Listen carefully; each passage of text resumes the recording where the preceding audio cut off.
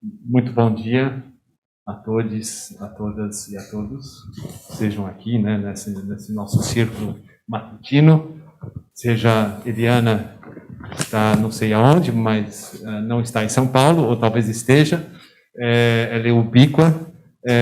E os nossos, a nossa audiência hoje de manhã, que a gente não sabe quem mas que espero que usufrua desse encontro muito pela composição, pela qualidade e quantidade. A gente não tem dúvidas que vamos saber mais sobre esse novo livro da coleção da ASP, né, que é Democracia, Artes e Saberes Plurais. Então, é o segundo volume dessa coleção, sendo o primeiro Narrativas Periféricas. E a minha função é apresentar só a nossa inspiradora, Eliana Souza e Silva, que em 2018 iniciou as suas atividades como catedrática, né, da Cátedra Olavo Setúbal de Arte, Cultura e Ciência, e com isso desenvolveu um programa intenso, extenso, né, e que confirma que ser catedrático é algo, pelo menos um projeto de vida, mas a gente entende que tem esse caráter também de inspiração que permanece eternamente, né? Então, uma vez catedrático para sempre, né? Então, a Juliana vai falar mais sobre esse projeto, sobre a importância desse livro nesse contexto, né? Mas eu também queria agradecer muito o Oswaldo Baqueiro, que aqui está, né? Um dos organizadores, junto com a Érica Peçanha, que tem sido um parceiro nessa aventura do DASP, né? Na verdade, não é uma aventura, é mais do que uma aventura, é uma odisseia, né? Então, mas a Eliana vai certamente falar um pouco sobre isso, e passo então o microfone, não sei o que, mas eu passo a minha fala para você, Eliana, e mais uma vez os nossos agradecimentos, né, do Instituto de Estudos Avançados por essa sua contribuição contínua discutindo a questão, né, da periferia, trazendo essa questão não só para o IA, mas para a USP. E a gente vê que hoje de manhã eu estava lendo a matéria, né, que a USP também se inspirou nisso para criar uma nova pró-reitoria, que é uma pró-reitoria de inclusão e pertencimento, né? Então é isso, para você, com você. Bom dia, gente. Obrigada aí, Martin, pelas palavras sempre generosas em relação a mim. Então, estou muito feliz de estar vendo aqui alguns rostos, Oswaldo, Érica, os pesquisadores, Martin, e, enfim, queria abrir um pouco essa conversa aí, junto com o Martin. Enfim, eu estava pensando agora de manhã sobre esse lançamento, né, porque cada lançamento que a gente tem feito aí desde o mês passado, desde as narrativas periféricas, na realidade, a gente, enfim, movimenta um processo que, em alguns momentos, foi muito difícil, assim, pensar que a gente ia conseguir chegar até aqui. E, enfim, esse mês ainda, o início do outro, a gente já vai estar lançando também os livros do Censo, de São Remo e Jardim Queralux, então isso me dá muita alegria. Então, acordei hoje pensando, assim, nessa conversa, e lembrando do momento em que eu recebi, eu fui até lá no meu WhatsApp, as mensagens do Oswaldo, quando ele soube do censo, e quando ele teve essa ideia de trazer essa perspectiva da gente, enfim, fazer uma parceria para essa pesquisa acontecer. Então, é um voltar no tempo, de uma maneira, num momento difícil que a gente está vivendo, mas pensando muito nos frutos, né, que a gente, justamente por persistir, a gente está conseguindo viabilizar, né. E aí eu queria, enfim, chamar assim, pontuar uma coisa que sempre que eu penso nesses produtos, sempre que eu penso nesse processo aí na cátedra, eu acho que essa parceria com a Faculdade Veterinária, através do Oswaldo, traz uma coisa que é muito importante para a universidade, que nem sempre é possível, que é ter um projeto de pesquisa, né, ter 2 projetos, na realidade, de pesquisa, né, no caso do Censo e o projeto do Oswaldo, de pensar, trabalhar junto numa perspectiva de, a partir da favela e da periferia, pensar temas que são importantes. Então, considero o fato da gente ter conseguido fazer isso em parceria uma inovação para o próprio processo de como a pesquisa acontece dentro da universidade. Então, queria ressaltar muito isso, assim, a perspectiva que a gente trouxe de pensar um projeto que estava todo voltado para entender o ambiente, né, ali de vida das pessoas, e, de repente, trazer essa perspectiva de incluir, né, outros seres que vivem ali, convivem ali, e que também precisa desse olhar, também precisa dessa perspectiva de como é que eles estão vivendo ali, né, com a qualidade de vida que está sendo produzida a partir da negligência em relação a direitos da população que vive em São Remo, Vila Guaraciaba, Jardim Queralux. Então, achei isso uma inovação, a gente conseguir juntar essas 2 perspectivas no mesmo momento de pesquisa, né. Também achei uma coisa que eu queria, assim, pontuar do ponto de vista, assim, da nossa ousadia de juntar essas 2 pesquisas, que foi a gente tentar justamente, a partir de campos científicos diferentes, né, de perspectivas do que a gente queria trabalhar, tentar achar essa interseção e produzir um conhecimento, tentar produzir um conhecimento a partir das pessoas que moram, né, que alunos da USP, que moram em favelas e periferias e que já estão na universidade e que puderam se juntar a gente para constituir esse grupo tão forte que a gente conseguiu constituir para produzir um conhecimento tão relevante para a universidade e para as pessoas que vivem nessas favelas que a gente atuou. Então, eu entendo que foi uma parceria, né, que, de fato, a gente precisa estimular dentro da universidade, a gente precisa refletir como esses encontros podem ser estabelecidos, né, como o nosso encontro aconteceu, e que esse produto, a gente realmente, acho que a partir desse momento que ele vem para o mundo, que a gente começa essa conversa aqui, como é que essa conversa, ela se amplia dentro da própria universidade sobre as possibilidades de interseção entre saberes, entre campos científicos de conhecimento. Então, queria muito ressaltar isso, porque, no final das contas, é isso que a gente forjou ali naquela parceria, que a gente não sabia muito, mas, para mim, por exemplo, foi um aprendizado muito grande poder olhar para esse aspecto de outros seres, né? Eu fiquei pensando, aqui no Rio de Janeiro, na Maré, a gente nunca fez uma pesquisa que olhasse, por exemplo, para os animais. Então, isso para mim foi muito inovador e um aprendizado para pensar outras possibilidades quando a gente vai fazer pesquisa na favela. Assim. Eu acho que, para mim, ampliou muito minha possibilidade de olhar esse lugar, esse ambiente que a gente pesquisa.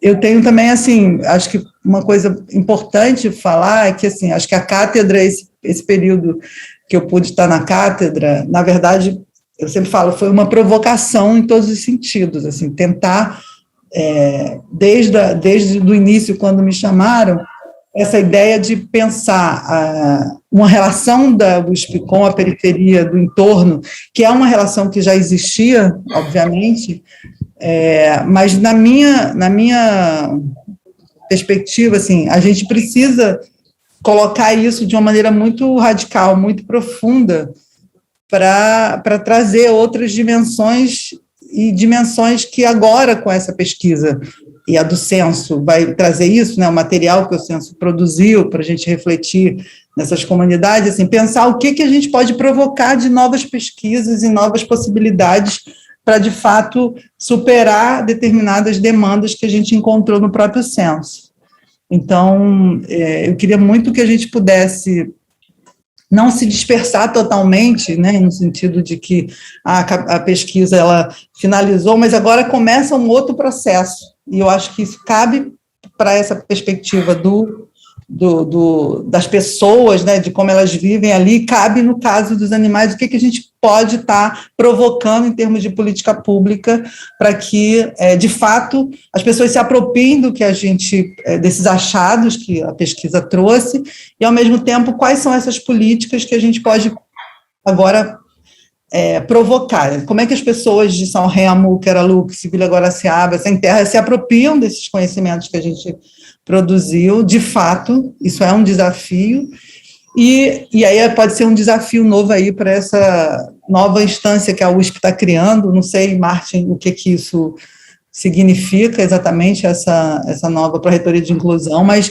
eu penso que a gente tem que continuar provocando para que os moradores realmente consigam, né, do entorno, entender o papel da universidade, e um dos papéis é justamente esse, que a gente tentou trazer agora com esses trabalhos, mas também pensar em novas pesquisas, porque quando a gente olha os resultados, a gente vê que a gente pode explorar profundamente muitos aspectos do que a gente encontrou, e no campo da pesquisa aprofundar, e no campo mesmo da efetivação de políticas, assim, qual é a luta que a gente vai fazer daqui para frente. Eu acho que todo mundo está implicado, todo mundo está aqui está implicado, e a gente tem que fazer isso acontecer.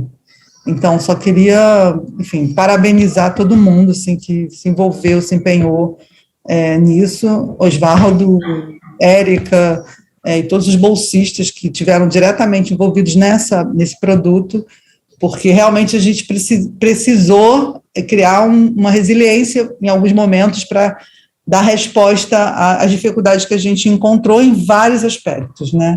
Eu não vou falar só da pandemia, mas eu acho que hoje a gente tem que comemorar e estar feliz de estar conseguindo realizar, e eu espero encontrar vocês aí daqui a pouco aí nos lançamentos aí que a gente vai fazer do próximo livro. Acho que é isso. Obrigada, Eliana. Bom dia a todas, todos e todos que estão nos acompanhando, aos meus colegas autores e pesquisadores que estão aqui hoje. Hoje é verdadeiramente um dia muito especial, que marca o lançamento do livro Comunidades e Famílias Multiespécies, Aportes à Saúde Única em Periferias, um processo de estudo, pesquisa e formação que foi iniciado pelo Osvaldo Baqueiro em agosto de 2020, conosco, do projeto DASP. Esse livro é, então, produto do encontro de 2 projetos acadêmicos, o Democracia, Artes e Saberes Plurais, idealizado pela Eliana Souza Silva, no seu período como catedrática da Cátedra Olavo Setúbal de Arte, Cultura e Ciência. Esse projeto abrangeu uma série de ações, uma delas foi um censo realizado nas comunidades periféricas do entorno de 2 campi da USP, e a partir dessa realização contamos com a parceria de diferentes professores da Universidade de São Paulo. Osvaldo foi um deles, que deu uma contribuição fundamental para o nosso projeto, que foi a inclusão do bloco de perguntas sobre animais, e a partir disso uma relação de parceria se estabeleceu com a rede hoje conhecida como Saúde Única em Periferias. Então esse livro é um dos produtos dessa parceria, é um livro que reúne 29 pesquisadores, estudantes de graduação, pós-graduação, pós-doutorado e também 2 docentes da USP.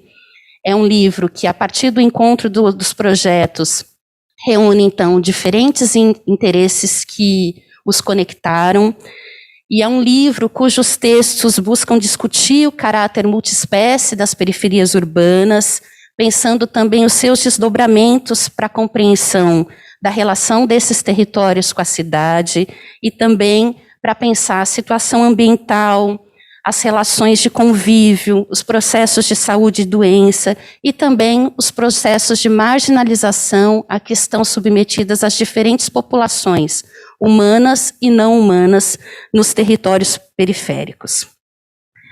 Então, esse é um livro que contribui com os estudos multiespécies em territórios urbanos. E é um livro também que celebra um conjunto de dados, de experiências educativas de promoção de saúde e de reflexões desses pesquisadores, não apenas mobilizados pelas temáticas que envolveram os 2 projetos, mas mobilizados também por um conjunto de reflexões derivadas da experiência de participação nesses projetos, uma vez que esses projetos também têm em comum o fato de serem protagonizados por estudantes de diferentes áreas de formação, mas majoritariamente negros e de origem periférica. Para a dinâmica do lançamento aqui hoje, nós pensamos em apresentar alguns desses textos que compõem o livro, e a organização que a gente pensou agrupa esses textos a partir de alguns elementos comuns. Então, no primeiro bloco dessa roda de conversa com os autores, é um convite para vocês conhecerem não apenas os textos, mas seus autores e autoras também. Para essa primeira rodada, eu convido aqui os autores e autoras que fizeram textos que apresentam algumas discussões conceituais. Então, vamos falar aqui da noção de saúde única em periferias, da noção de comunidade, da discussão teórica sobre a relação de animais humanos e não humanos, também da marginalização de coletivos multiespécies. Então, eu convido agora o professor Oswaldo Baqueiro para dar sequência à nossa roda de conversa. Obrigado, Érica. Bom dia para todas, para todos e para todos. Eu me somo aqui às palavras de você, Martin, da Eliana, da Érica. É muito gratificante estar encontrando todos vocês. Como o Martin disse, é uma odisseia isso daqui, né? Quando a gente olha para trás, vê que realmente não foi pouca coisa. Como a Eliana disse, isso tem sido um grande aprendizado, que de forma alguma termina aqui. De fato, a gente está colocando uma referência para fundamentar os desdobramentos, e é definitivamente um momento muito gratificante, que a gente está vendo materializado um conjunto de esforços que se articularam num momento bastante difícil, que foi o da pandemia. E, no entanto, esses esforços, eles vêm de antes, de trajetórias pessoais e de pedagogias periféricas, que, embora os empecilhos estruturais, deram um jeito para chegar aqui na universidade. E estão hoje aqui se afirmando, produzindo conhecimento muito valioso. E o que isso tem a ver com a saúde única em periferias? A gente pode começar a pensar um pouco a partir da própria pandemia, que foi o contexto no qual os textos foram escritos. Como a maioria das doenças infecciosas em humanos, a Covid teve uma origem zoonótica. Ela veio de um arranjo multiespécie envolvendo humanos e animais silvestres. E muito embora atualmente a gente não tenha uma transmissão epidêmica em outras espécies, a gente vê efeitos dramáticos não apenas em humanos, por conta dos efeitos da emergência sanitária. Mas não é disso que eu quero falar aqui. O que eu quero destacar da pandemia é que ela tem sido um momento maravilhoso para o crescimento, para o surgimento de novos bilionários, né? Para o enriquecimento de bancos, para o crescimento de setores estratégicos do agronegócio. E quando a gente vira a página, o que encontra são modos de vida precarizados, né? Aumento do número de pessoas e de animais em situação de rua, aumento da insegurança alimentar e da fome. Isso não é uma novidade, isso é um processo histórico no qual alguns são explorados para manter o privilégio de outros. E na saúde única em periferias, a gente trabalha com o conceito de dispositivo de marginalização, para referir justamente essas margens que são traçadas para decidir, diferenciar e legitimar quem fica do lado marginal, quem fica do lado periférico, quem fica do lado explorável e quem fica do lado privilegiado, de quem merece.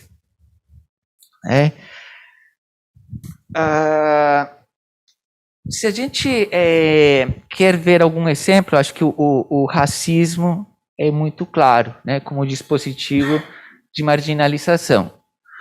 Quantos desses novos bilionários são indígenas? Quantos desses bancos são empreendimentos de famílias negras? Por que a gente tem uma distribuição de pessoas de acordo com uma concentração de melanina que difere marcadamente entre as favelas e os bairros nobres? Porque a gente tem um dispositivo que legitima margens raciais, né, e permite a exploração de alguns, tanto mais quanto menos brancos e ocidentalizados. Dispositivos de marginalização a gente tem vários. O especismo e a animalização são alguns deles, que criam o animal com um espaço marginal, com um espaço periférico.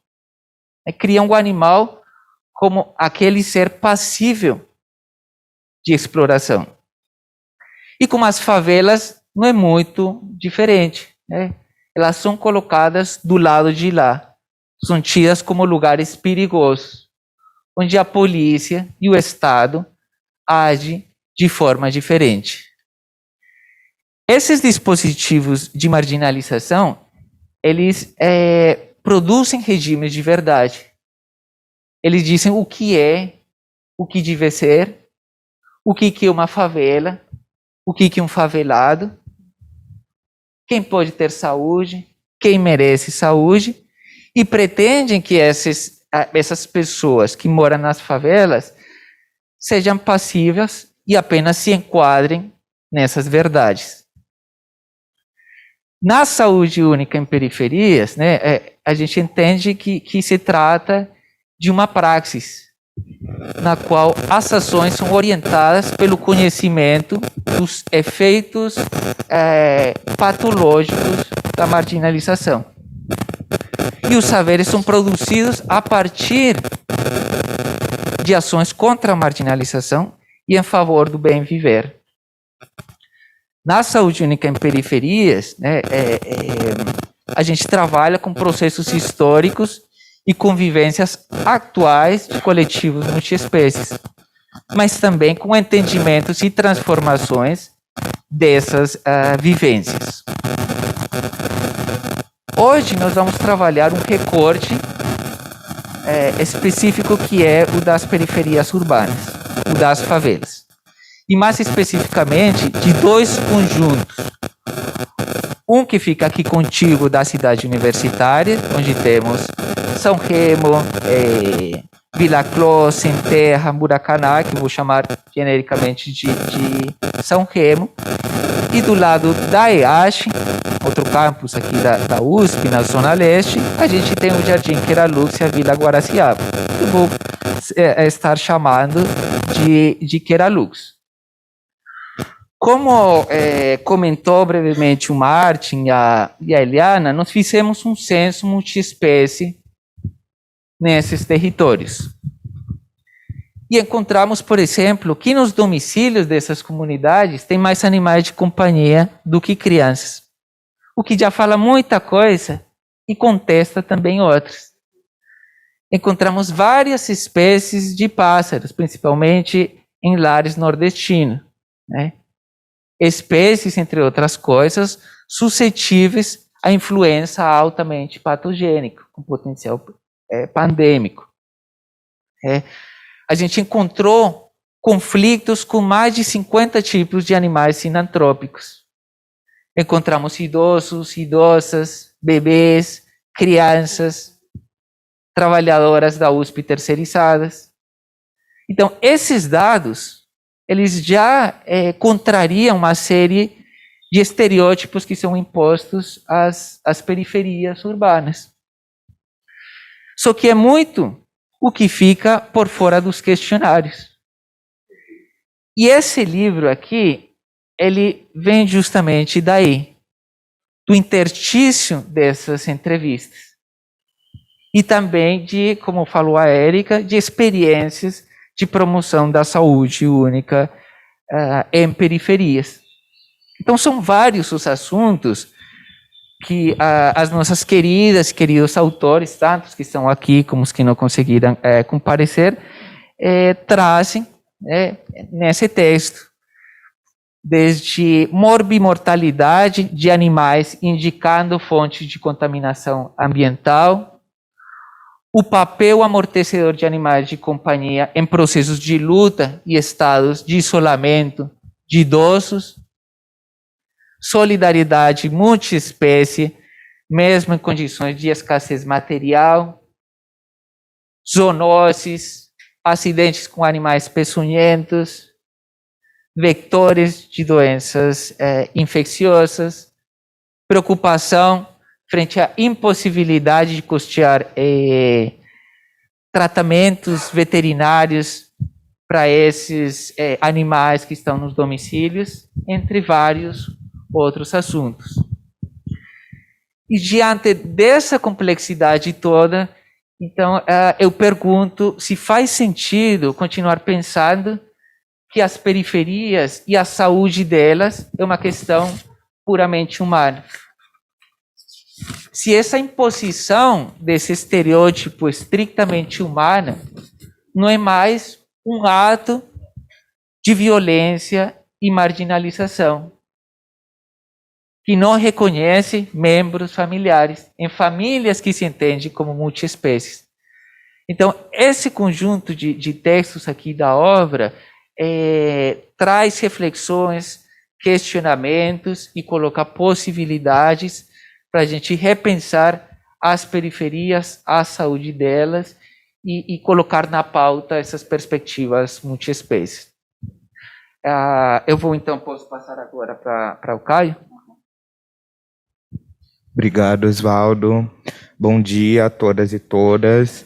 Meu nome é Caio Gameleira, eu sou graduando em Gestão de Políticas Públicas e acho que antes de iniciar a minha fala aqui, eu queria celebrar esse momento da gente poder estar junto presencialmente, mesmo alguns autores não podendo comparecer. Acho que isso é importante e significa muito.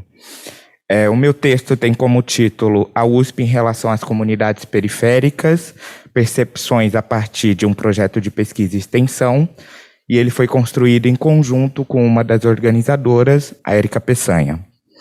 O formato do nosso texto é um artigo que tem como objetivo retratar um pouco a polissemia da noção de comunidade a partir de observações de campo e experiências vividas no projeto Democracia, Artes e Saberes Plurais, que eu vou chamar aqui durante a minha fala de DASP, pela ótica de uma pesquisadora, coordenadora e de um morador de um dos territórios pesquisados, que também é estudante da USP e articulador do projeto. Na primeira parte do nosso texto, a gente vai apresentar um pouco o projeto DASP na perspectiva da Érica e no detalhamento de suas 3 ações principais. Então, o ciclo de eventos Centralidades Periféricas, a plataforma Conexões USP Periferias e o censo nas comunidades do entorno da USP. Aqui a gente buscou demonstrar que a noção de comunidade ela faz referências a alguns territórios empíricos.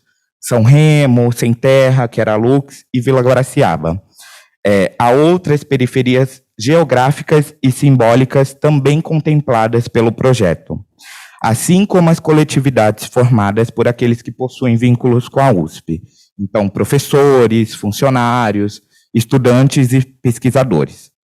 E também incluindo aqueles que não estão ligados ao universo acadêmico. Na segunda parte, a gente traz um pouco mais da minha perspectiva, refletindo o censo produzido pelo DASP, a partir da preocupação que ele teve em não mais ignorar o caráter multiespécie das periferias. a partir da inclusão de perguntas sobre animais sinantrópicos, domesticados e a presença de plantas, reforçando aí, então, a intersecção entre os animais humanos, não humanos e também o ambiente, assim como os desdobramentos disso sobre a relação desde práticas alimentares até doenças.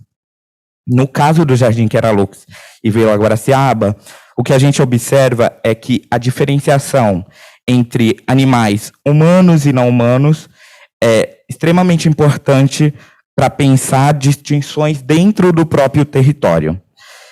Locais mais afastados do centro comercial do bairro estão mais relacionados com a criação de animais que são tidos como mais comuns em áreas rurais, como bodes, porcos, cavalos. E são esses locais também que acabam se encontrando em áreas de maior vulnerabilidade ambiental, por estarem mais próximos da várzea do Rio Tietê. E por isso, né, as pessoas que residem próximos a esse local acabam sentindo mais os impactos das enchentes e até mesmo a presença de animais sinantrópicos dentro de suas casas. Além disso, a gente vai olhar também que o DASP, ao selecionar pesquisadores de origem popular, então com marcadores sociais muito fortes de raça, gênero e classe, pode-se verificar a criação de uma nova comunidade dentro do projeto. Que comunidade é essa? Uma comunidade de acolhida, onde os pesquisadores conseguiam compartilhar questões de ordem subjetiva, comemoravam festas de aniversário e almoçavam coletivamente aos finais de semana, ressignificando com isso até mesmo o vínculo com a USP. Para finalizar, a gente considera que o foco em comunidades periféricas por projetos acadêmicos demanda o investimento em uma conduta ética durante a obtenção, divulgação e devolutiva dos dados, no relacionamento com os pesquisados e na formação da equipe, mas também requer perspectivas teóricas que considerem o caráter multiespécie desses territórios e suas potências políticos culturais, para que faça sentido para os envolvidos ou que contribuam para integrar territórios e indivíduos externos ao cotidiano da universidade. Também consideramos que qualquer projeto acadêmico, seja ele de pesquisa ou extensão, com foco em periferias, tem a possibilidade de conectar o que está fora e o que está dentro da universidade. Mas também tem limites e desafios em realizar essa conexão, porque ainda falta certa comunicação da própria universidade com as comunidades periféricas. Os territórios, no geral, ainda são apenas campos de estudo da universidade e, muitas vezes, as pesquisas não trazem nenhum retorno. Um retorno que eu digo às populações pesquisadas. E quando a universidade traz esse retorno, a devolutiva desses resultados não é acessível a não acadêmicos, o que gera outro problema. O pilar da cultura e extensão na universidade pode auxiliar no cumprimento desse papel, porque há trocas a serem feitas entre esses dois universos que podem contribuir com a evolução da ciência e da sociedade. Muito obrigado. Bom dia a todos. Eu sou Paulo Nunes, estou no 4º ano da Faculdade de Arquitetura e Urbanismo da USP, e esse texto foi feito em conjunto com a Isamara Guimarães, da Faculdade de História da FEFELESH, né? O nosso texto tem como título Comunidades e Famílias Multiespécies nas Periferias Urbanas, uma reflexão sobre a relação homem-animais na comunidade de São Remo, né? O nosso texto tem como objetivo, a partir dos conceitos Foucaultianos, entender a relação homem-animal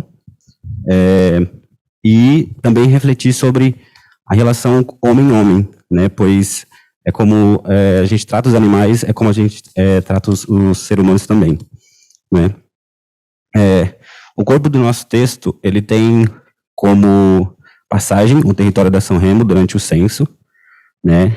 E a partir da nossa análise urbana, por meio de croquis, e com o questionário, algumas questões que foram feitas durante o censo, fizemos reflexões para demonstrar como no território da São Remo é possível ter exemplificar esses conceitos do filósofo e elucidar a nossa passagem, né? E tentar trazer um pouco essa visão das pessoas que são ditas como os invisíveis no território, né? Bom, o nosso texto tem 3 subtítulos, né? São práticas constitutivas, né? Intervenção na biologia e docilidade do corpo animal, a transgressão do poder, da relação de poder, e a relação de dominação e de poder, né? Nas práticas constitutivas, a gente utiliza como tema principal a castração. A gente olha a castração e vê que tem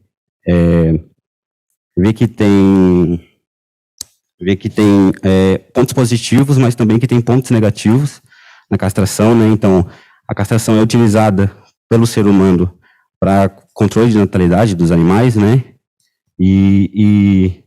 Mas também ela gera problemas psicológicos, obesidade e até depressão do animal, né? Conforme ele vai ficando mais velho, nós vamos deixando ele sozinho, eles vão acabando tendo depressão, né?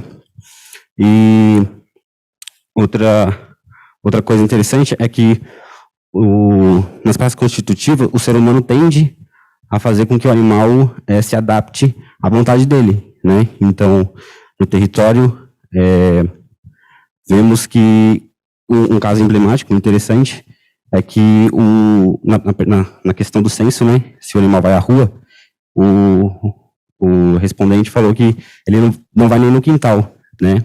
E isso trouxe a reflexão para nós de que o animal tem que ficar preso, porque ele não pode ir à rua, não existe seu próprio livre-arbítrio, apenas para o ser humano poder usufruir dele, né? Sobre a transgressão do poder, a gente analisa a relação de um morador de rua, na Rua dos Gatos, e aí a gente vê a hierarquização das relações, né? Então, o ser humano como com o especismo, né? Ele se colocou na alto da cadeia, e os animais lá embaixo, no inferior, né? Só que nesse caso, o ser humano ele se aproxima do animal, fazendo com que é possível essa transgressão. Então, o ser humano se aproxima do seu lado animal, sendo algo benéfico, né? Porque são tratados de iguais, né? Dividindo o mesmo cobertor, a mesma comida, né? E, por fim, sobre a relação de dominação e relação de poder, né? A relação de dominação, ela é mais estável, no caso do cachorrinho. Ela impede que o cachorrinho faça qualquer tentativa de sair daquilo que foi imposto. Já na relação de poder, ela é mais instável. Um exemplo interessante é quando o cachorro está preso e impede de outro ser humano entrar dentro da casa, pois o cachorro acha que não julga correto, e aí indica que o animal, nesse ponto, está impedindo que o ser humano transgrida, né, essa relação.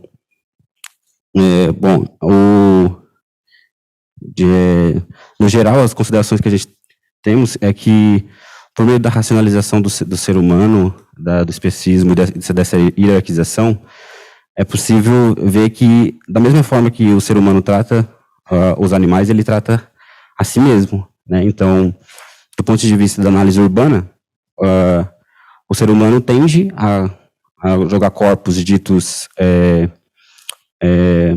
inferiores para as periferias urbanas, né? E se coloca dito seres superiores, mas ao centro em situações na qual a moradia é melhor, todos os aspectos urbanos são melhores, né? Então, esse nosso texto é muito bom para refletir sobre essa relação com o animal, ver se o animal está confortável com o que você está impondo para ele, né? E também para pensar outros seres humanos, se quando você olha um morador de rua, ele está confortável com o seu julgamento ou com seus preconceitos sobre ele. Obrigado. Oi, tá dando para ouvir? Tranquilo? Eu sou a Raquel, eu sou graduanda em Ciências Contábeis aqui na USP. Mais próximo, assim. Eu sou graduanda em Ciências Contábeis aqui na FEA-USP. E o capítulo com o qual eu contribuí foi o Marginalização dos Coletivos Multiespécies. E eu vou tentar, né, mudar um pouco assim a ideia que os meus amigos estão trazendo, então não falar diretamente do texto, mas falar de uma coisa que eu acho importante, que é como que foi construído o texto e o pensamento para entender o que traz mesmo no livro, né? E então eu acredito que os textos, mais do que dissertar, argumentar, apresentar qualquer conceito, os textos eles têm que trazer um pouco da representatividade assim de cada um, e é por isso que quando a gente pega um livro, tanto o da ASP, da coleção anterior, quanto esse, ele é um livro muito plural. E plural, assim como sempre foi o nosso projeto, né? Foi uma das coisas que a gente sempre comentou, da pluralidade, tanto das pessoas, quanto dos pensamentos, como dos cursos. E então eu parti dessa forma, né? Então, como tentar trazer a representatividade num texto, né? E eu acho que nada mais é tão representativo que alguém do que a nossa história, do que o nosso repertório. E foi daí que eu, né, desde o começo, assim, eu coloquei tanto no outro texto quanto verifico nesse essa presença, que é um ponto que eu admiro muito nos pesquisadores, principalmente do DASP, por saber, como a Érica comentou, que somos majoritariamente de periferias ou que temos alguma relação com as periferias, trazer esse olhar, essa lente de vida sobre os territórios, né, de pesquisa. E eu acho até meio curioso assim falar territórios de pesquisa, porque traz muito uma ideia que o Caio comentou, que é isso de o campo mesmo, que o pessoal vai lá, faz pesquisa. Uma das coisas que a gente sempre ouviu nos relatos de campo é que as pessoas meio que utilizavam como ratos de laboratório mesmo, só iam lá fazer a pesquisa, nunca mais voltava. E eu gosto muito de pensar na caracterização, né? Então, eu acho que essa nossa lente, ela caracteriza o campo, porque a gente já vai com outro olhar. E foi daí, né, que partiu, assim, o início para falar sobre a marginalização. Essa marginalização, ela surgiu no pensamento, assim, do livro, inicialmente com os animais. E por quê, né, com os animais? Porque foi uma coisa que eu trago desde a infância. Eu comento que sou de origem periférica e a periferia onde eu vivi a minha infância, ela tem algo muito curioso, que é uma periferia e uma reserva ambiental também. Então, era muito comum cenas duras, assim, de pessoas realmente abandonando os animais, por ser um âmbito distante, né? E essa mesma representatividade que a gente tem das periferias, né? Então, um abandono do Estado, das pessoas, no caso, nas periferias. Então, esse foi o ponto de partida para começar a chegar no livro, né? E chegar nesse tema que a gente estava estudando, que eram as multiespécies. Vou passar aqui as colinhas. E daí, né, justamente por marcar a minha infância, marcar o território, é que esse pensamento começou a ser desenvolvido. E daí eu fui observando que ao longo da escrita, assim, todo esse repertório ele ia se conectando. E não só repertório de vida, né? Então, repertório de autores, de pessoas que nós admiramos. E foi daí que, por exemplo, o início do livro ele é marcado com uma fala da Carolina Maria de Jesus. E por que a Carolina, né? Tanto pela sua representatividade, tanto periférica como uma mulher negra, mas também porque trazia algo muito particular para mim, que era a lembrança da Duda, que está aqui do meu lado, inclusive.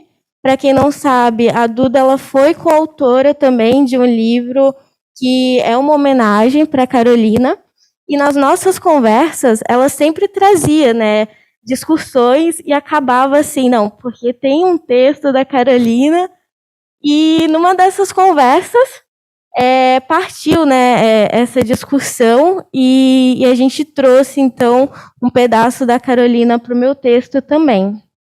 E não só isso.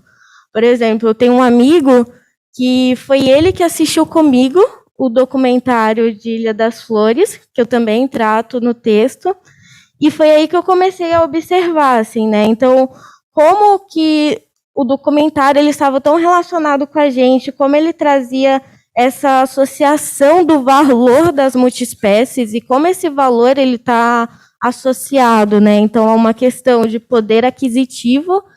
E nesse caso, né, quando a gente fala de multiespécies, não só um poder aquisitivo pessoal, mas também um poder aquisitivo de quem os representa. E por último, assim, falando um pouquinho mais sobre essas relações de repertório, como eu falei para vocês, eu faço contabilidade e tem alguém que eu admiro muito, que é o Boaventura.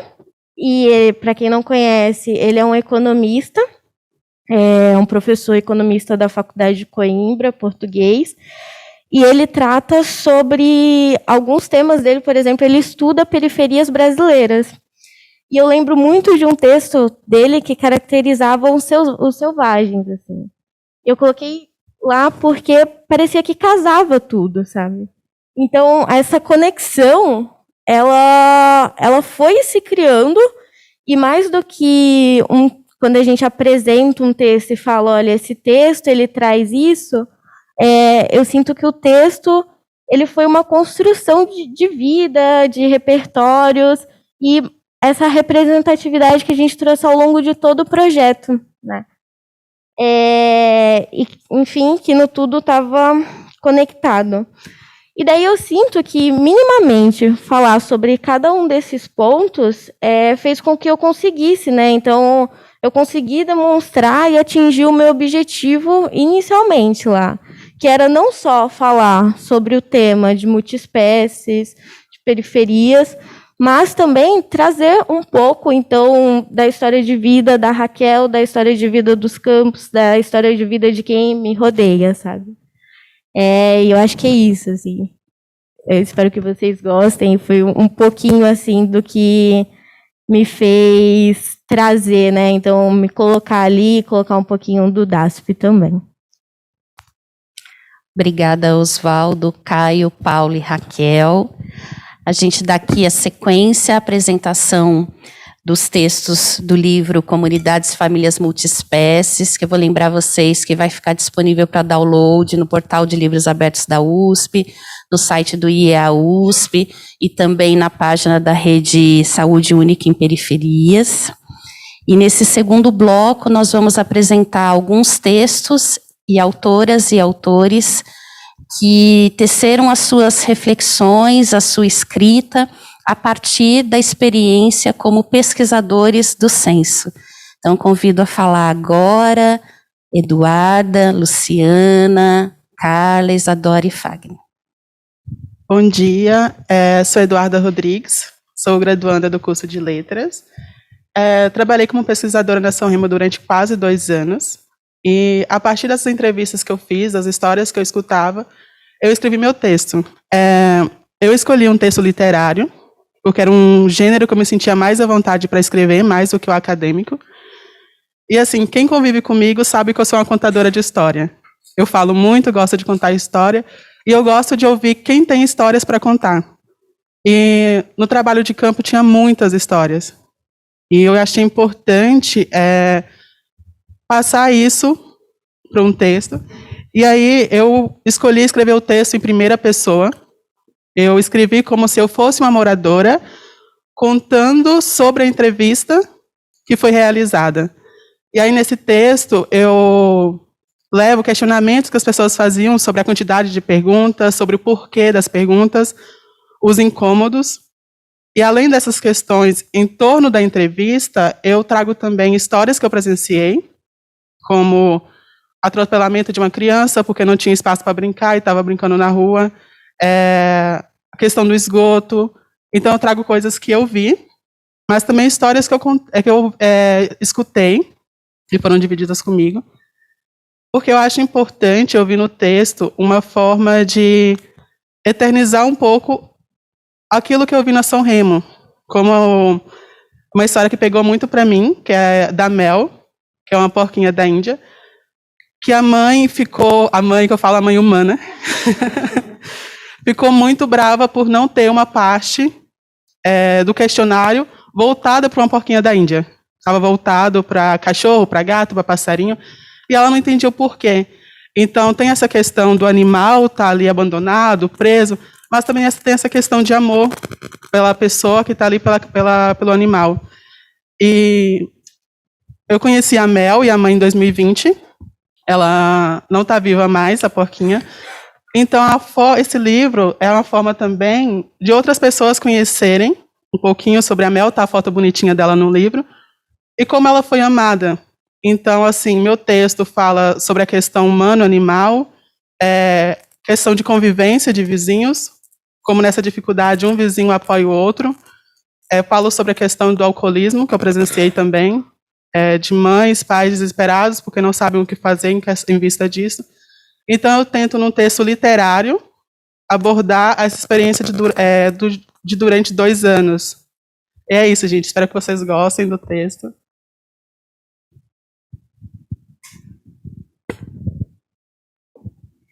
Bom dia, eu me chamo Luciana, eu sou cientista social e na época do censo eu era graduanda em saúde pública, estou me formando agora, então atualmente eu estou como mestranda na Faculdade de Medicina Veterinária, em epidemiologia experimental aplicada às zoonoses. O meu texto tem o título Retratos etnográficos, a relação entre animais e humanos e a interface de saúde e meio ambiente na periferia da São Remo. Bom, o formato do meu texto é um pouco de relato e também ele é inspirado em alguns textos etnográficos que eu tive a oportunidade de fazer na faculdade, em antropologia de saúde. E eu procuro trazer um contraponto àquilo que é tipicamente trazido dentro das disciplinas de saúde, porque sabemos que os animais tendem a trazer algumas doenças de caráter zoonótico para dentro dos domicílios. E, para além disso, além deles serem vetores ou reservatórios naturais de agentes, né, etiológicos, eles também têm uma outra relação e também cumprem um outro papel dentro da saúde das pessoas, na comunidade, que é a redução de alguns danos ligados à saúde mental. Então, no meu texto, eu procuro trazer, dentro da minha experiência, um relato sobre algumas pessoas que me traziam os benefícios trazidos pelos animais e pela presença dos animais dentro da periferia. Então, eu gostava muito de estar na São Remo, não só pelo processo de fazer entrevista, mas porque eu conseguia me aproximar das pessoas na comunidade justamente pela minha relação com os animais. Então, eu chegava lá e eu conseguia realizar uma entrevista ou eu conseguia certa proximidade ou trocas muito positivas com os moradores por via dos animais deles. Então, às vezes, os animais na porta me recebiam, tinha algum cachorro, e aí eu me relacionava com ele, e as pessoas viam essa certa afinidade, e a partir disso eu conseguia fazer a entrevista, e sempre tinha a parte ali do questionário que envolvia os animais, não necessariamente, como a Duda, minha colega, trouxe, não eram envolvidos todos os animais, né, e sim cães e gatos, mas sempre tinha um momento em que as pessoas traziam um pouco das suas histórias com seus animais,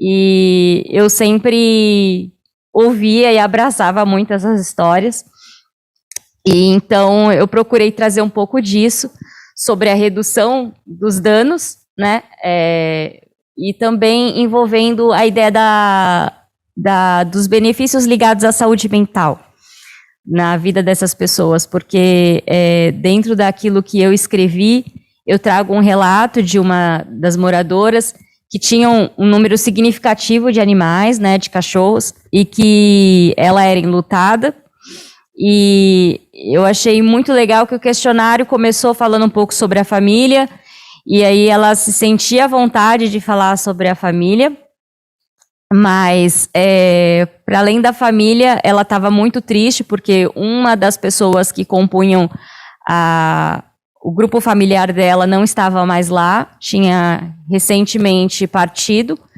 e ela chorava muito durante todo o questionário, e eu ouvia tudo aquilo que ela tinha a dizer, e quando o questionário partiu para os animais, ela mudou totalmente. E parece que ali aquilo a iluminou e ela começou a se divertir com os animais que estavam ali. E eu percebi que os animais tinham cumprido outro papel na vida dela, para além da presença, para além das trocas de afeto, mas também na ajuda dela em lidar com aquela perda, em elaborar aquilo que havia acontecido e no papel que os animais tinham na vida da pessoa que havia partido. Né? Então, eu via idosos saindo de dentro das suas casas para fazer caminhada, porque precisava levar os animais para passear. Então, de alguma maneira, os animais induziam as pessoas a saírem de casa, realizar caminhadas, tomar um solzinho do dia e não ficar só limitada ali às suas residências por conta dos animais. Então, eu trago uma comparação sobre um texto da Nasser, para falar um pouco sobre a redução de danos, né, em comparação ao texto que ela traz sobre a redução de danos na Cracolândia, né, de algumas políticas, de algumas ações. E aí eu trago um paralelo também que os animais também atuam nesse papel de redução de danos na periferia, porque eles, para além de serem reservatórios naturais de doenças, eles são reservatórios naturais de amor e carinho. Era isso que eu queria trazer. Obrigada.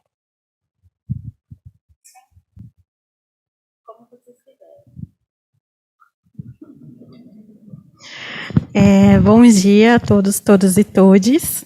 Eu sou a Carla Maria. Na época que eu fiz as entrevistas, parece que faz muito tempo, mas eu estava na graduação em História, atualmente já sou historiadora, e também sou mestranda do programa de Humanidades, Direito e Outras Legitimidades pelo Diverso da FEFELESH. Bom, o título do meu texto é Córrego, Quintais e Vielas, Espaços de Convívio Multiespécie na Vila Guaraciaba. Eu fui a única pesquisadora da Vila Guaraciaba, assim, recenseadora, na verdade, né? O Caio está aqui, que me ajudava muito a conseguir as entrevistas, assim como todos os colegas também, né? E o meu formato de texto é um relato de experiência, na verdade, também. Eu quis muito ir na linha também da Duda, de conseguir minimamente, assim, descrever a Guaraciaba na minha memória. Foi importante para mim escrever o texto, assim como o professor Oswaldo disse, sobre, muitas das vezes, como eu me sentia ao entrar na Guaraciaba. Então, para além dos espaços que a gente tinha de pesquisa, para mim era muito importante o espaço em que eu podia entrar dentro das casas e que os moradores, eles me recebiam a fim de me mostrar mesmo esses espaços, assim como os seus animais, enfim, não humanos. Então, para mim era importante que esse texto fosse um relato de experiência que eu pudesse descrever. E justamente no começo do texto é uma descrição do que eu vejo, o que eu via quando entrava na Guaraciaba. Tanto os cheiros, aromas, quando estava chovendo ou quando estava sol, enfim. Para mim era muito importante que eu colocasse essas descrições. Mas o meu principal objetivo do texto é refletir como se compõe o sistema de organização socioespacial da Vila Guaraciaba. E a minha atenção principal era as dinâmicas sociais, as condições estruturais e os hábitos da comunidade, tanto fora quanto dentro das residências, considerando também as participações dos animais não humanos. Então, eu quis colocar no texto esse aspecto que não estava também mostrando, né, nos dados quantitativos da pesquisa, esse espaço que as pessoas me mostravam para além da quantidade de animais, enfim, que a gente coletou. Então, na minha descrição, quando eu vou falando do texto, eu falo um pouco de como é diferente, era diferente esse espaço da Guaraciaba, tanto do lado esquerdo, quando a gente entra, quanto do lado direito, porque pelo lado direito a gente tem o córrego, né, tinha o córrego que era um meandro do rio Tietê, e isso dava uma configuração totalmente diferente para o lado esquerdo da Vila Guaraciaba, que era a linha intermediária com o trem da CPTM. Isso, eu consegui fazer essas reflexões, assim, vendo esse espaço social da vila e colocando essa questão das famílias multiespécies, quando esses quintais eram utilizados, muitas das vezes, pelas famílias para a criação de animais e de subsistência. Então, muitas das vezes, esses quintais que as casas eram mais voltadas para um sobrado, então, as casas mais ao fundo da Vila Guaraciaba tinham esses recuos do córrego, utilizavam aquela mata ciliar ali ao redor do córrego para fazer churrasco, ou às vezes para ter essa criação de galinha, de porcos, ou, né, fazer uma plantação mesmo de leguminosas, enfim, tomates.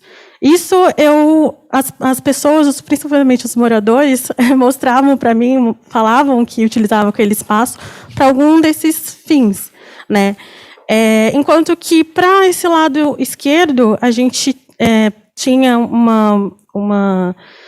eu consegui descrever no sentido de não ter esse espaço desse córrego, mas ao mesmo tempo era um espaço de convívio mútuo com os moradores.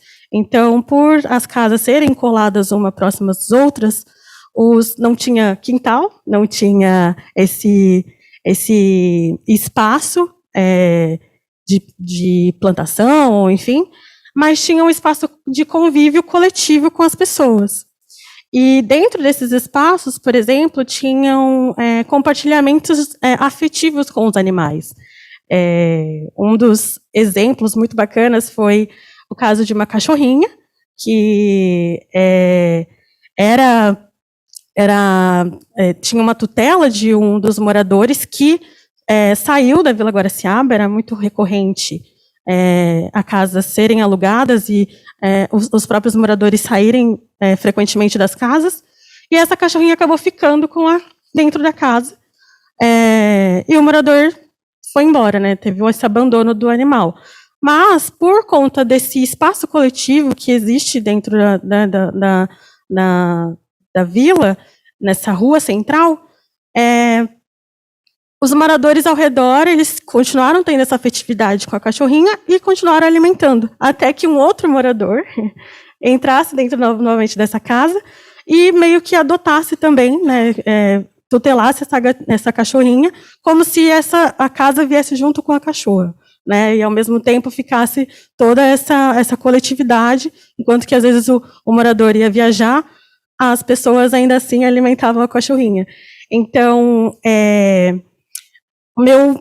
a minha intenção principal é trazer um pouquinho da reflexão, para além desses relatos de experiências e as peripécias legais que a gente tem com as contações de história dos moradores, era muito também ver quanto esses animais como indivíduos também, né, como eles também estão presentes dentro desses espaços de periferia, que tem, por exemplo, históricos de abandono, mas também tem históricos de afetividade, que tem espaços para essa coletividade, e traz um pouco dessas posições nas quais esses animais humanos determinam como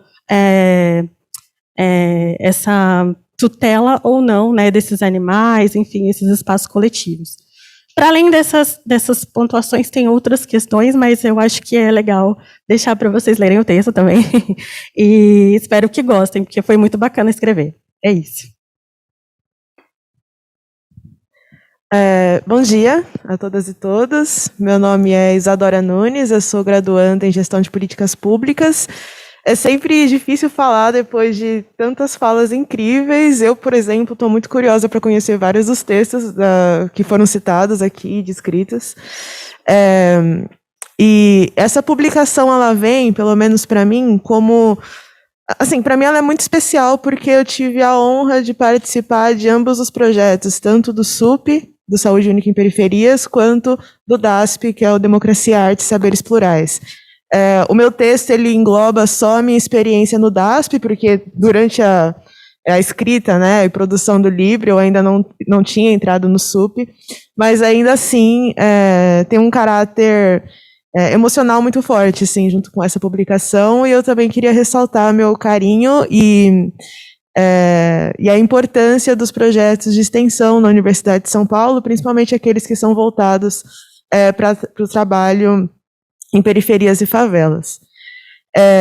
Eu escrevo o artigo, né, científico junto com a Amanda Escobar, que é a aluna de graduação da História, e eu acho que um dos principais pontos que trazem riqueza para essa publicação, falando do lado do DASP principalmente, é o fato dos alunos, das pessoas que estão redigindo os textos, serem as mesmas que fizeram a coleta dos dados. Então isso traz um olhar muito especial, principalmente talvez pelo gatilho, né, tipo, vindo dessa observação, para depois a feitura do texto a partir da base teórica, também para aqueles que fizeram trabalhos literários. No caso meu e da Amanda, uma coisa que a gente estava conversando sobre a nossa experiência em campo, que foi comum, é o fato de nós duas termos trabalhados em dois setores diferentes, e ambos os setores, nos dois casos, eram muito parecidos. Então, eu, por exemplo, trabalhei em um setor que era ali, que englobava a região do Córrego, e também trabalhei em um setor dentro do Jardim Queralux, que era mais próximo do interior, assim, do bairro, né? E era uma região já que tinha ruas asfaltadas, diferentemente do Córrego, era uma região que tinha menos casas construídas de madeira e materiais improvisados, que é uma situação totalmente diferente do Córrego, que já tinha uma características estruturais muito diferentes. E assim, da mesma forma com a Amanda. A Amanda trabalhou em regiões com características muito semelhantes às minhas. E uma coisa que a gente percebeu na observação foi que a queixa, geralmente, em relação a animais que poderiam potencialmente trazer doenças, era muito maior naqueles que moravam próximos aos córregos. Então, a gente falou, bom, acho que por que não escrever, talvez, sobre isso, né, partindo desse gatilho? E também combinando, assim, isso que a gente observou com agora os dados brutos dos centros que tinham começado a sair. Então, quando a gente foi fazer esse cruzamento, uma das coisas interessantes também foi que o tipo, né, a tipologia de animal que era citada pelos dois ambientes era totalmente distinta. Enquanto aqueles que moravam mais para o centro do bairro reclamavam principalmente da presença de mosquitos, baratas, ratos, que são relativamente comuns, né, em territórios urbanos em geral, aqueles que estavam próximos do córrego reclamavam de cobras, de escorpiões. Então, a tipologia era totalmente diferente. E aí a gente, para enriquecer também bastante a pesquisa, a gente decidiu conversar com a Laís Rodrigues da Cunha. A Laís, ela foi articuladora cultural, articuladora local e cultural também, de certa forma. Ela é articuladora cultural no território.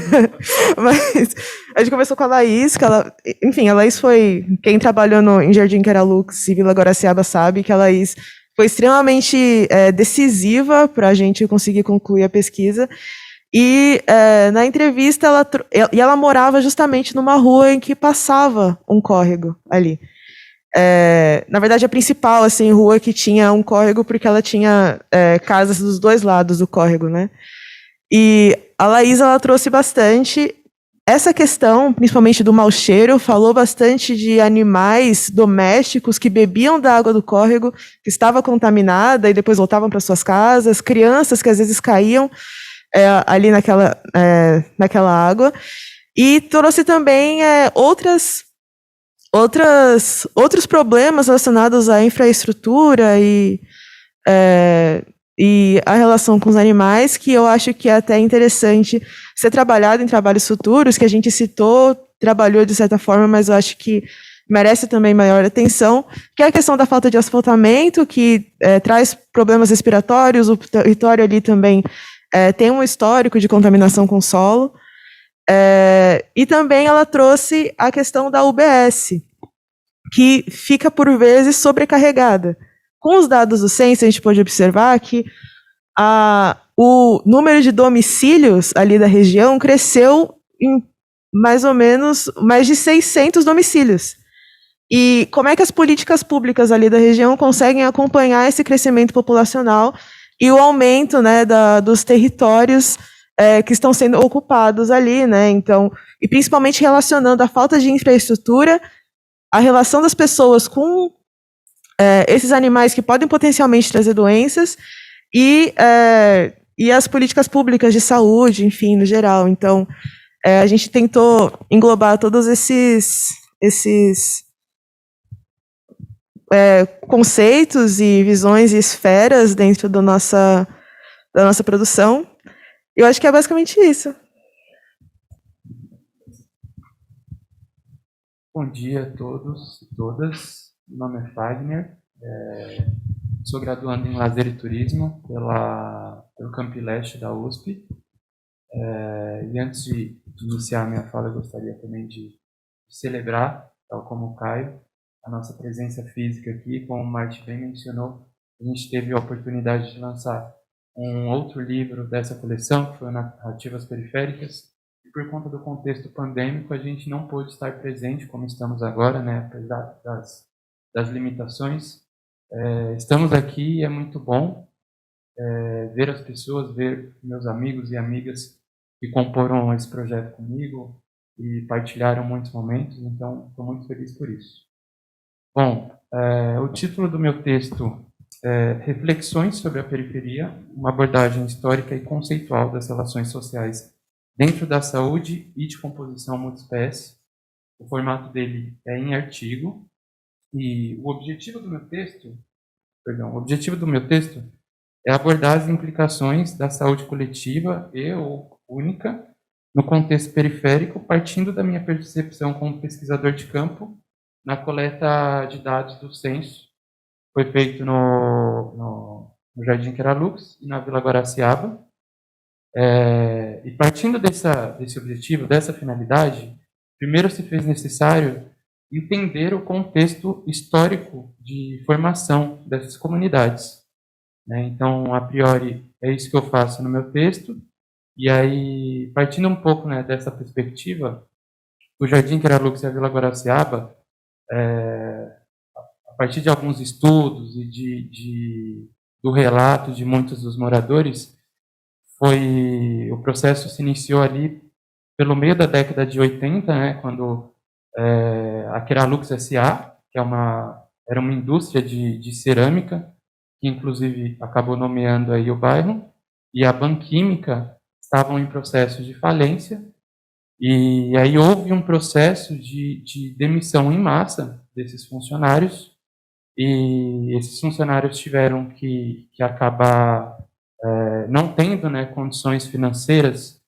Eles acabaram residindo, né, porque anterior a isso, muitos dos funcionários já dormiam naquele território, né, E aí, após a demissão, eles ficaram sem condições financeiras de poder migrar para outros espaços, e ali permaneceram. E aí se iniciou o processo de formulação, de adensamento da comunidade. E até esse ponto, né, numa perspectiva de formação das periferias brasileiras, não se difere muito, né, das muitas outras, onde, né, a população mais pobre faz essa migração para a construção das grandes metrópoles, dos grandes bairros, e acabam, dentro dessa própria primeira migração, né, migrando para espaços periféricos dessas construções, né? E foi ali o que aconteceu no Jardim Tralux e na Vila Guaraciaba. Mas o problema se inicia quando se constatou uma contaminação daquele solo, né? Justamente por essas indústrias que habitavam aquele espaço. E aí, dito isso, esse histórico, né, de problemáticas voltadas à contaminação do solo, ela foi ali registrada ali pelo final da década de 90, mais ou menos, né? Começaram a ser feitos alguns estudos, e aí foi-se constatado que, de fato, existiam, né, algumas contaminações, e houveram relatos de mortes de alguns animais domésticos e do adoecimento, né, de algumas pessoas da comunidade. E esse processo ele foi se desenvolvendo, né, e não foi se tendo uma preocupação em relação a essa contaminação, em relação à profundidade desses estudos, em relação ao adensamento cada vez maior dessa população na comunidade. E mesmo com esse contexto, ali em 2005, né, um pouco antes disso, o governo do estado de São Paulo ele fez a doação de um terreno que fica ao lado dessas comunidades para construção e inauguração do Campi Leste da Universidade de São Paulo. E esse espaço ele era um aterro sanitário, né? Mesmo com todas as questões de contaminação, mesmo em um contexto de um território que era um aterro sanitário, houve a construção e inauguração em 2005 da Universidade de São Paulo, e a partir desse momento, os estudos eles começaram a se aprofundar um pouco mais, né? No meu texto eu trago muito desses documentos e referências da contaminação do solo em si. E aí, com esse desenvolvimento de contaminação e da constatação, a USP Leste ela foi até fechada, né? Foi ali em 2013, e aí os alunos que ali estudavam, eles foram redirecionados para uma outra unidade universitária, porque de fato não poderiam, né, constatada a contaminação, continuar estudando ali, né? E aí, já partindo um pouco para uma segunda parte do meu texto, eu faço essa referência com a questão da biopolítica, né? Porque foi-se constatada a contaminação, né? Não foi feita devidamente a responsabilização desses acontecimentos, e mesmo assim, a assistência que houve dessa questão, ela entra de novo nessa dicotomia da vizinhança USP-periferia, né? Porque é uma assistência que ela é unilateral, apesar dos bairros serem vizinhos, de estarem ali ao lado da Universidade de São Paulo. Então, isso é uma constatação muito clara, feita por nós que somos pesquisadores, inclusive, né? Quando a gente tem esse diálogo com os moradores e entende que muitos deles, apesar de estarem ali do lado da Universidade de São Paulo, eles não sabem o que é a Universidade de São Paulo, eles nunca entraram na Universidade de São Paulo, eles já me perguntaram se a Universidade de São Paulo é privada, quanto que eles tinham que pagar para estudar. Então, acaba reforçando essa questão da assistência unilateral e da falta de informação que é muito presente nesse espaço, né? E aí eu tenho esses dois pontos iniciais do meu texto, em que eu faço essa discussão conceitual e histórica da formação do Jardim Queralux da Vila Guaraciaba. Numa segunda etapa, eu faço um pouco essa contextualização e comparação dessa assistência unilateral. Tudo isso para chegar numa finalidade de colocar a minha perspectiva enquanto pesquisador de campo, né, que é dividida em 3 territórios. Né, 3 territórios não, perdão, em 3 setores. E nesses 3 setores em que eu realizei a pesquisa de campo, eu encontrei algumas similaridades, né? Apesar de estarem em lugares diferentes do território, né? E essas similaridades, elas são voltadas a sempre estarem, né? Esses setores que eu pesquisei, sempre estarem nas extremidades do território do Jardim Queralux, por estarem na encosta da várzea do Rio Tietê, e por serem residências que foram iniciadas há pouco tempo, né? Na época ali em que eu estava fazendo a entrevista, boa parte dessas residências que estavam na encosta da várzea do rio, elas estavam ali por pouco mais de 1 ano apenas. E sempre havendo esse problema de falta de assistência, de saneamento básico. E aí eu até no meu texto eu coloco uma imagem da Leonor Calazans, que é uma imagem de uma residência, né, de uma série de residências que estão exatamente na encosta do rio, da várzea do rio. E aí, só nessa imagem, né, essa imagem para mim ela é muito forte, porque a partir dessa imagem você consegue ver uma série de características que são problemáticas para uma população, e quando eu digo população, eu não digo apenas das pessoas, mas sim das muitas espécies, das multiespécies que ali estão, sendo elas animais domésticos, silvestres ou sinantrópicos. Fica muito claro as evidências do desenvolvimento e das problemáticas voltadas a isso, né? A gente consegue ver ali casas que são feitas de madeira, de vários retalhos de madeira, que são apoiadas por pilares que ficam exatamente fincados no rio, não ficam nem na encosta exatamente, né? Eles ficam dentro do rio. E existe uma problemática muito grande em relação a quando chove, por exemplo, né? Porque a incidência de animais sinantrópicos que surgem, ela é muito maior nesses casos, além de todo o perigo da estrutura, né? Da questão estrutural dessas casas. Eu mesmo, uma vez, era muito problemático, né, ir a campo quando estava chovendo, ou quando tinha acabado de chover. Às vezes a gente ia a campo e tinha chovido no dia anterior. E eu chegava no setor e uma vez eu cheguei e estava todo mundo se coçando muito e eu vi que existiam muitas formigas, mas muitas formigas. Tinha que sair pulando pelo território, né, que não é asfaltado. E os moradores sofriam muito com isso, né? E aí existia muita a incidência do acontecimento de doenças, não só com a população, mas também com os animais que ali habitavam. E basicamente é isso meu texto. Quem quiser saber um pouco mais, dá uma lida lá, que tem, como vocês perceberam, está cheio de textos incríveis. Obrigada. Agora, aqui, já se encaminhando para o encerramento, a gente vai ter a fala das autoras, pesquisadoras que integraram ou integram ainda a Rede SUP. O foco desses textos que vão ser apresentados agora são essas experiências vividas a partir desse projeto acadêmico, mas também são textos que abordam outras questões que já apareceram nas falas aqui apresentadas, que dão conta também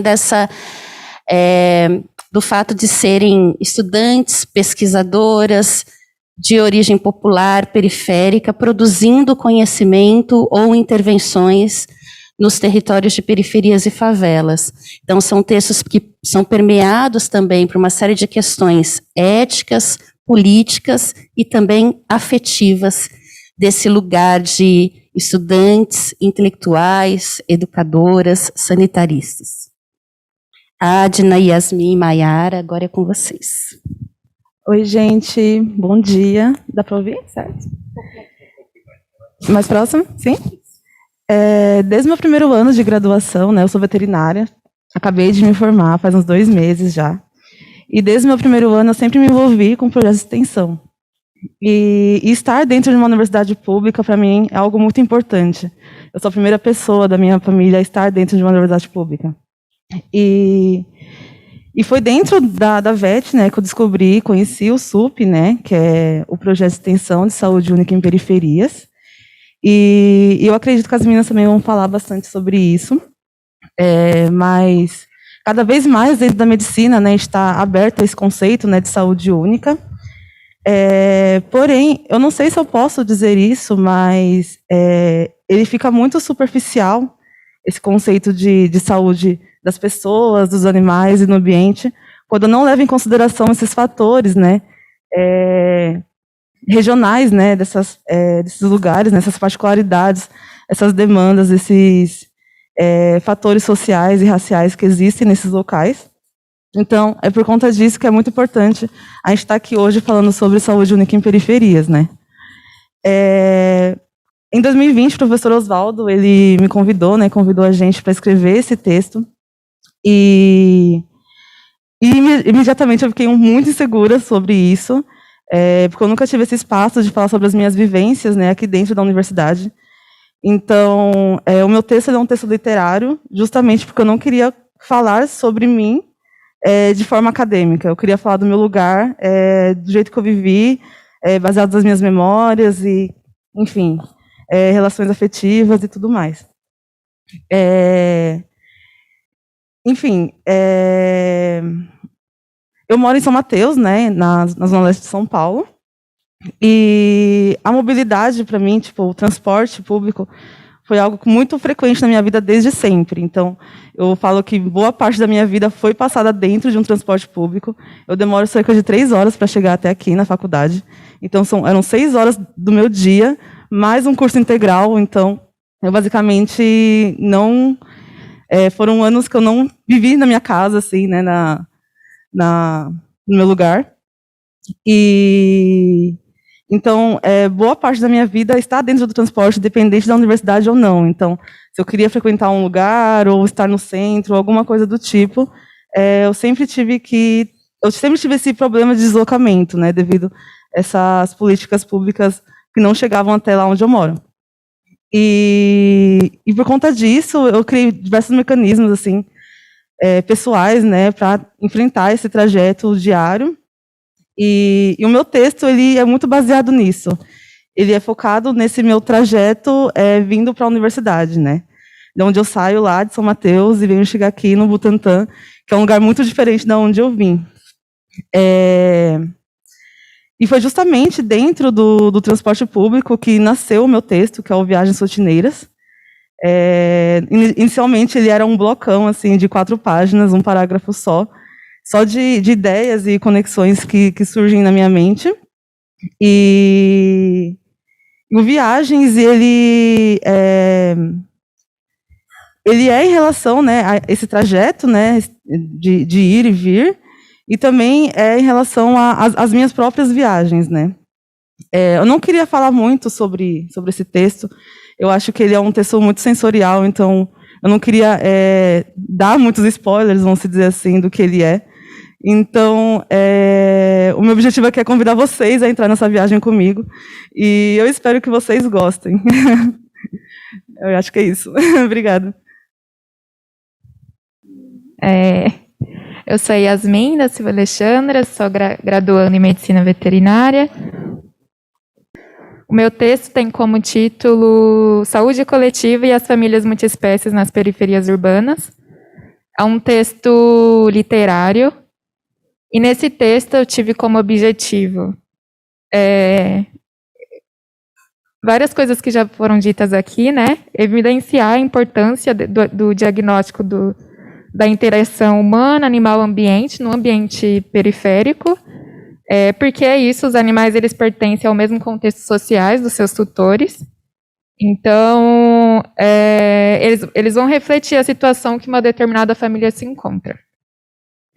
Então, eu busquei evidenciar, né, como é importante pensar nos animais como ponto de partida para revelar problemas ambientais, sanitários e até sociais, como a vulnerabilidade socioeconômica, crime de maus tratos, violências contra pessoas, e também repensar o que a gente está fazendo aqui, as práticas de promoção à saúde, considerando o contexto periférico. E eu fiz isso a partir relatando as minhas vivências individuais, as vivências da minha família multiespécie. Eu nasci e cresci na São Remo, né, nossa comunidade vizinha, onde a Rede SUP trabalha. E hoje, como uma estudante da área da saúde, eu consigo relembrar, eu escrevi, né, eu relatei, analisando várias experiências, repensando a saúde e a medicina veterinária, né, que elas são bem elitistas, e agora repensando com as particularidades que eu vivi, com as particularidades que são vividas na periferia, que não são discutidas, não estão nos livros, a gente não aprende na aula. E é isso, a partir das experiências da minha família multiespécie, eu evidenciei no meu relato como esse contexto de exclusão, ele cria vários problemas de saúde, como zoonose, acidentes por mordeduras, fontes de infecção, abandono, dificuldade de acesso ao médico veterinário, entre outras coisas, até essa distância da universidade, mesmo eu tendo crescido literalmente aqui do lado da USP. Eu também falo um pouquinho como a importância da educação em saúde, né? Como o meu acesso à educação, como o acesso que eu tenho à informação hoje melhorou a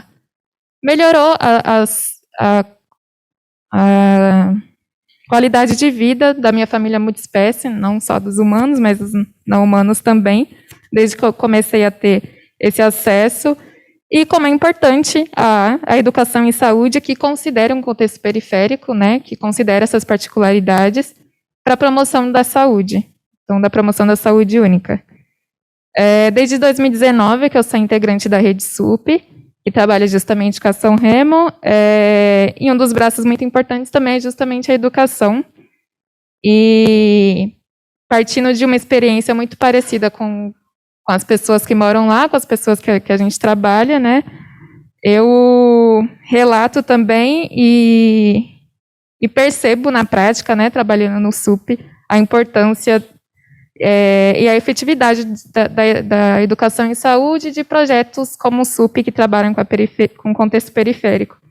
E aí a importância não só para a periferia, mas também para nós, né, como futuros profissionais da saúde, porque é isso, as doenças, elas não são só uma questão infecciosa, tem muita coisa a ser considerada. E, por fim, eu só queria agradecer a abertura, né, de poder falar da saúde através das minhas vivências. É uma coisa que eu nunca imaginei, não é um conhecimento valorizado, geralmente, né? Então, eu estou muito feliz de estar aqui e muito nervosa também. Estamos todos. E é isso, eu fico muito feliz pela oportunidade de repensar e trabalhar a promoção de saúde do lugar de onde eu vim.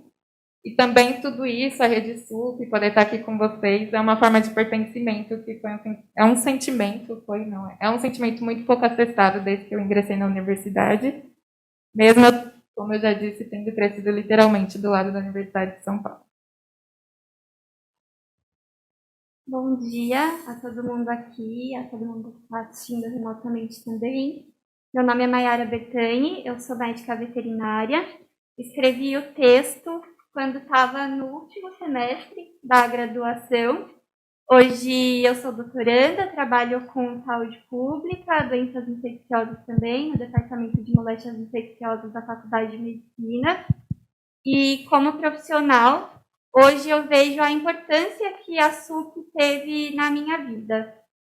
Eu inicio o meu texto, que é um texto de relatos e reflexões, falando sobre a minha mãe dormindo na porta da escola, e isso aconteceu durante vários anos, desde do meu pré-escolar até o Fundamental 2, porque onde eu moro, a Vila Industrial, na Zona Leste, não tem escolas boas, e algumas escolas têm agravantes. Por exemplo, estar em regiões que quando chove elas enchem de água, as crianças ficam todas lá presas por causa da enchente. Outras que têm muitas aulas vagas, então as crianças elas praticamente não têm aula durante o ano, e aí vão para o ensino médio e nunca tiveram aula de física, de química, porque não tem professores disso lá. Meus pais nunca quiseram que eu fizesse parte dessas escolas, só que eu sempre era redirecionada automaticamente para essas.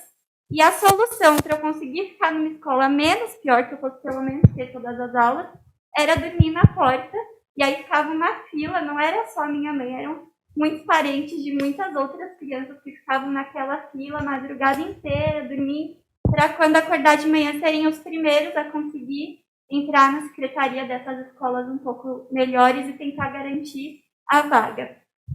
E eu vejo esse esforço dos meus pais para que eu conseguisse ter uma educação de mais qualidade como um fator fundamental para que a minha realidade social fosse transformada. E hoje em dia eu posso falar que ela foi transformada, minha vida está, assim, se comparar como era a minha realidade social na minha infância e agora é um salto muito grande, não só de condição socioeconômica e tudo mais, os espaços que eu ocupo, mas também como tomada de consciência. Porque enquanto criança e pré-adolescente, aquelas questões que permeavam a minha vida, ver pessoas morando em beirada de córrego, ver pessoas em vulnerabilidade alimentar, ver a minha mãe todo início de ano dormindo em porta de escola, aquilo era normal. Era uma coisa que permeava a vida de todo mundo por ali. Então não existia muito questionamento com relação a isso. E a partir do momento que eu começo a ocupar espaços em que a educação ela tem uma qualidade melhor, que eu começo a perceber que isso não é normal.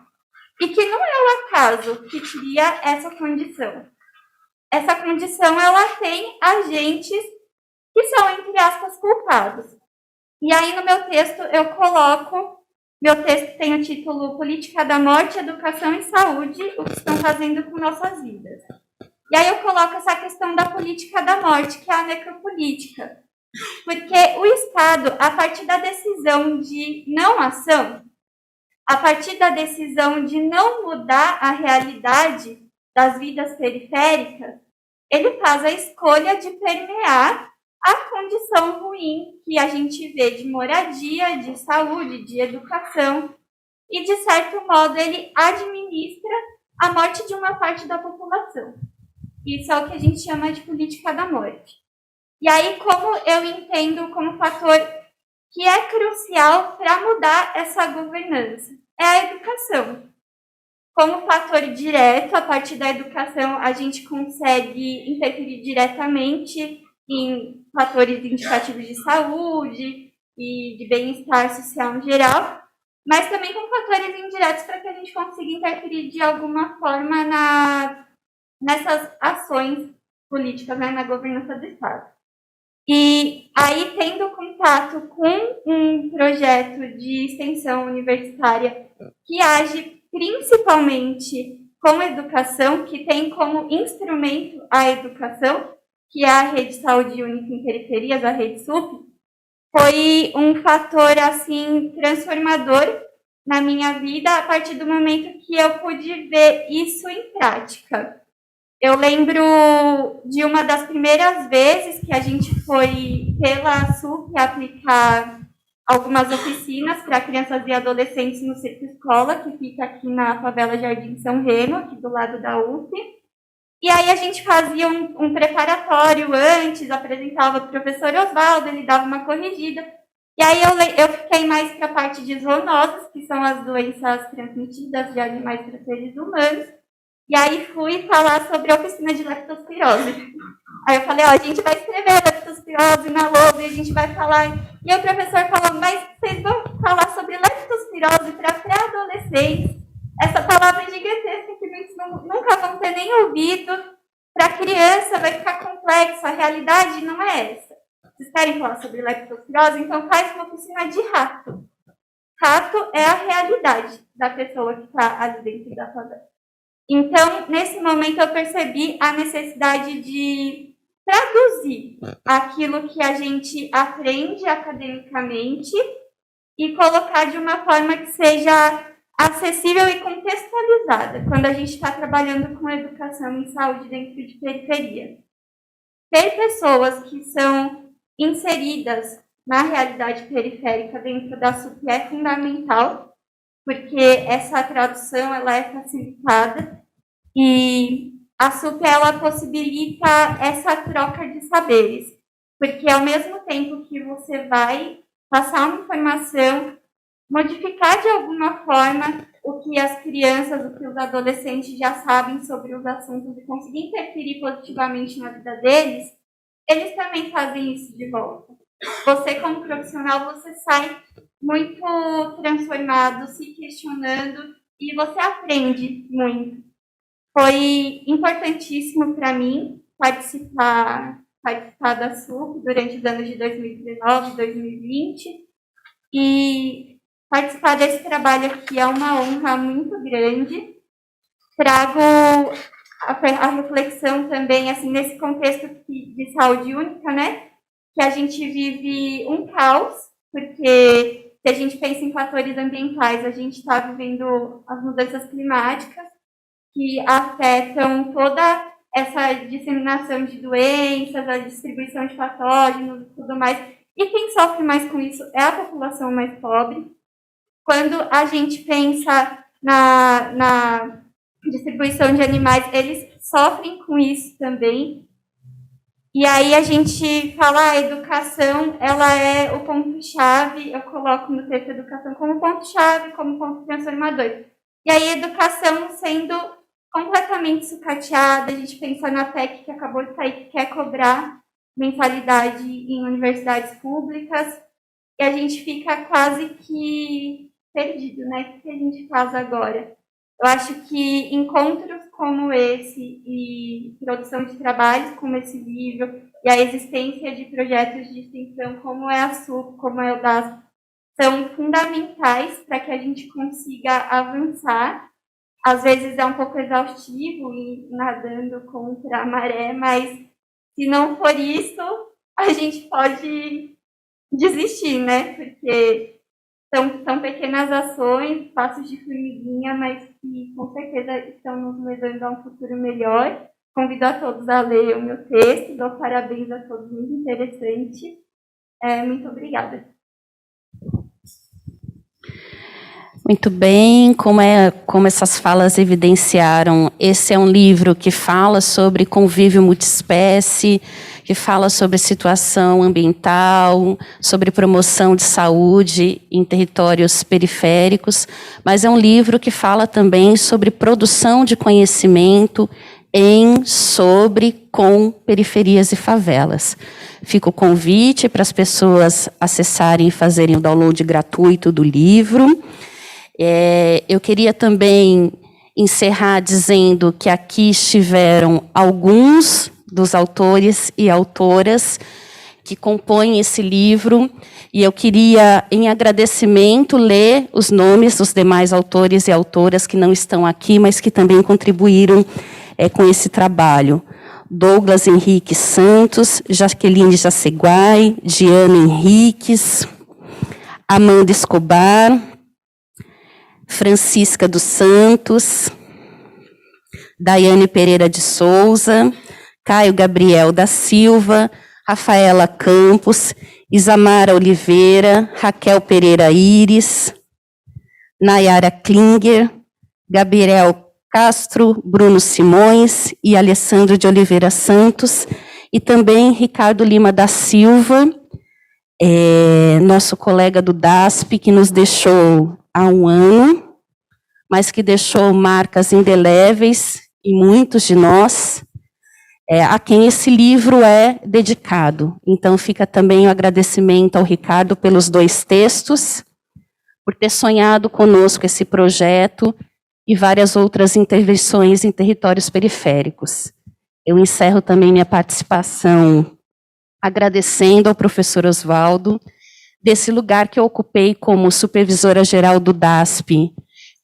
Eu gostaria de reafirmar o quanto que o Oswaldo foi parceiro do nosso projeto desde o início, cedendo bolsas, bolsistas, participando de diferentes momentos de formação, compartilhando a sua experiência docente como pesquisador comigo também, trocando sobre as delícias e dilemas de se conduzir projetos de pesquisa e extensão dentro da universidade pública. Agradeço ao Oswaldo por ter concebido esse livro, por ter formado os pesquisadores do DASP para serem autores desse livro também. Agradeço ao Oswaldo pela parceria na revisão desse trabalho. Fico muito contente de ver mais um produto materializado dessa relação.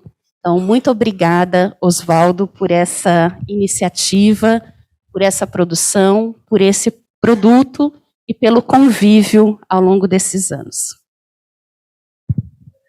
Érica, eu fico extremamente feliz com as suas palavras, né? Para devolver os agradecimentos, eu vou te parabenizar, né? A Érica fez aniversário ontem, então muitos parabéns para nossa querida Érica, que, como ela disse, foi supervisora, e sem a Érica, esses trabalhos todos não teriam tido essa cara e essa qualidade. Esse livro também surgiu por essa parceria de organização, todo esse trabalho que fizemos no decorrer dos projetos. Então, é muito aprendizado mesmo, como a Mayara disse na fala dela também, que não iam só a levar informação, mas a aprender das crianças.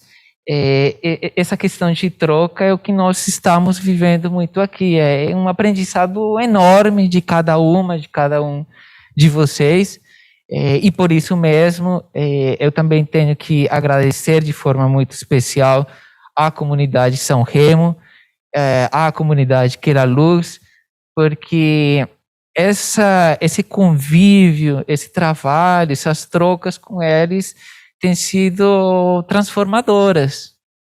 Assim, o meu olhar hoje, acadêmico, pessoal, é outro por conta disso, por conta dessas experiências todas com vocês. Então, fico muito grato.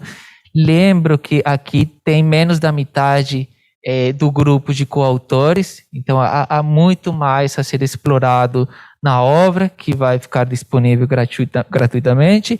E acabou o nosso tempo, então muito obrigado a todas e a todos.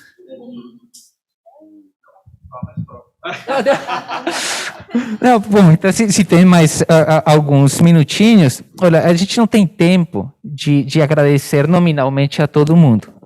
De fato, o livro tem lá uma seção especial detalhando o expediente, mas eu queria pelo menos registrar, mencionar alguns grandes grupos, né? Já falei da São Remo, da Queira-Luz, mas aqui na USP, o Instituto de Estudos Avançados, né? O N Periferias, a Pró-Reitoria de Graduação com o programa Aprender na Comunidade, a Pró-Reitoria de Extensão com edital de Inclusão e Diversidade, o Programa Unificado de Bolsas, a Faculdade de Medicina Veterinária e todos os cursos que estão representados aqui por vocês e pelos autores e autoras que estão nos acompanhando desde outros lugares. A Eliana, que não sei se continua nos acompanhando nesse momento, mas aí ela fez parte de uma outra triangulação, falamos bastante do DASP, mas nisso tudo também está a Redes da Maré, e a gente também tem uma gratidão enorme para essa assim, tudo e toda essa contribuição que a Liana trouxe para a gente. Muito obrigado.